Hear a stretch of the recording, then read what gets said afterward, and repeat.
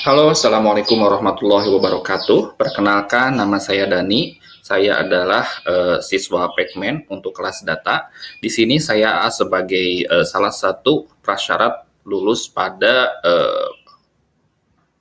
project data wrangling. Di sini saya akan menjelaskan mengenai analisis tren penjualan dan demografi pelanggan pada data e-commerce OLIS. Jadi OLIS ini adalah salah satu e-commerce yang ada di Brasil ya. Kemudian nanti akan kita analisis. Nah, dataset ini bisa rekan-rekan download juga di Kaggle. Jadi ini ada. Kemudian tools analisis ini menggunakan SQL dan Python.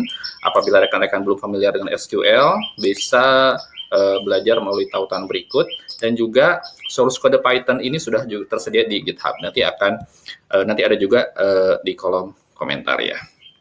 Nah, objektif dari analisis dataset e-commerce OLIS ini diantaranya adalah menganalisis metode pembayaran, kemudian sales trend atau tren penjualan, customer demographic atau demografi pelanggan, dan juga RFM score. RFM ini singkatan dari resensi, frekuensi, dan monetary value. Nah, proses dari sebelum dilakukan proses analisis, kita akan melakukan data cleansing dulu. Yang pertama adalah handling missing value. Di sini ada missing value untuk table review ya, cukup banyak, 88% dan 58% untuk kedua kolom ini.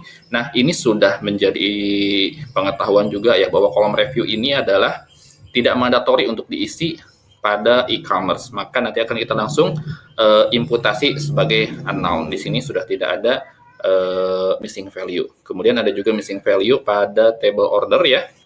Table order sekitar 3 dan juga 1,7%. Di sini kan kita drop karena tidak terlalu banyak juga. Kemudian tidak ada duplikasi data. Kemudian di sini ada handling data type. Jadi tipe datanya ada yang belum tepat ya. Di sini untuk timestamp. Untuk data tanggal di sini masih dalam berbentuk objek. Nanti akan kita parse datetime menjadi datetime 64. Kemudian handling outliers di sini sebaran data payment ini cukup beragam ya, dari 0 sampai 14.000. Di sini banyak sekali outliers. Nanti akan kita treatment outlier ini dengan menggunakan IQR ya. IQR, kemudian kita kecualikan yang menggunakan data-data outlier tadi. Nah, setelah dikecualikan, box plotnya terlihat sudah tidak ada outliers. Kemudian handling inconsistent data format, di sini pada produk kategori name ini ditemukan data format yang tidak konsisten ya, terutama yang memiliki angka 2 di sini. Kemudian kita treatment. Di sini 3 kali kita treatment. Home appliance 2 menjadi home appliances, home comfort 2 menjadi home comfort. Home comfort di sini ya, ada home comfort menggunakan N, kita menjadikan home comfort. Nah, masuk ke proses analisis untuk payment method. Nah, metode pembayaran dari e-commerce OLIS ini terbanyak menggunakan credit card. 3 kali lebih banyak dari Boleto. Nah, Boleto ini adalah metode pembayaran juga yang populer di Brasil. Mungkin nanti rekan-rekan apabila pengen tahu lebih lanjut mengenai Boleto bisa klik di sini ya, ada linknya. Nah, di sini credit card mendominasi ya, lebih dari 3 kali. Nah, apabila e-commerce OLIS ini ingin meningkatkan metode pembayaran dari metode pembayaran lainnya, ini bisa bekerja sama dengan bank atau dengan perusahaan finansial yang lain berupa promosi. Nah, kemudian ada yang unik juga ya, distribusi data dari penggunaan voucher, nilai, min, dan juga standar deviasinya ini cukup mirip ya, ini beririsan di sini. Jadi apabila rekan-rekan ingin lebih tahu mengapa sih datanya seperti ini, bisa dianalisis lebih lanjut. Kemudian sales trend. Nah, sales trend juga datanya ini dari tahun 2016 sampai 2018 ya.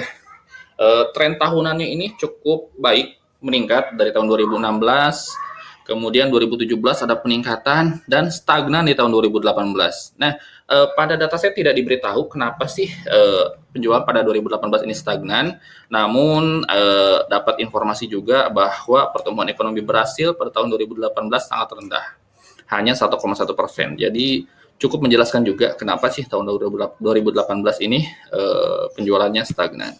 Berikutnya customer demographic.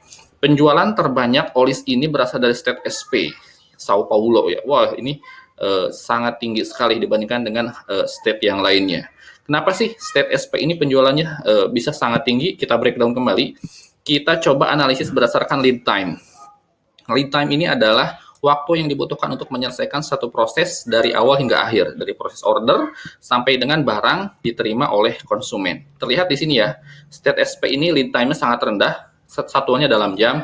Jadi rata-rata lead time di state SP ini dari mulai order sampai dengan diterima oleh konsumen barangnya sekitar 210 jam. Ini cukup menjelaskan juga ya kenapa customer dari state SP ini cukup banyak, karena mereka puas dengan pelayanan dari e-commerce Olis ininya. Jadi barangnya bisa cepat didapatkan. Kemudian yang terakhir adalah RFM score. Seperti tadi sudah disampaikan, RFM adalah resensi, frekuensi, dan monetary value. Apabila rekan-rekan ingin tahu lebih dalam mengenai RFM score, bisa klik di sini. Pacman sudah memberikan penjelasan yang cukup komprehensif. Nah, RFM ini masih tahap awal ya, jadi belum bisa memberikan saran dan juga decision bagi e-commerce Olis. Jadi bagi rekan-rekan yang ingin lebih dalam menggali RFM score, dipersilahkan. Nah, di sini beberapa saran yang berdasarkan dataset yang sudah dianalisis. Jadi bank dapat bekerja sama dengan e-commerce Olis untuk meningkatkan jumlah penggunaan debit card. Kemudian tadi kan voucher memiliki nilai main dan juga standar deviasi yang hampir mirip ya. Jadi diperlukan analisis lebih lanjut kenapa seperti itu. Nah, penjualan tahun 2018 cenderung stagnan karena tadi kan pertumbuhan ekonomi Brasil juga sangat rendah. Jadi untuk meningkatkan penjualan bisa bekerja sama dengan bank. Kemudian e-commerce Olis ini ya. E-commerce Olis ini berpotensi meningkatkan jumlah customer dari customer yang lain dengan mengurangi lead time. Kemudian diperlukan analisis lebih detail mengenai RFM score. Baik, demikian yang bisa saya sampaikan. Terima kasih sudah menyimak. Linknya akan saya simpan di kolom YouTube. Baik, terima kasih. Assalamualaikum warahmatullahi wabarakatuh.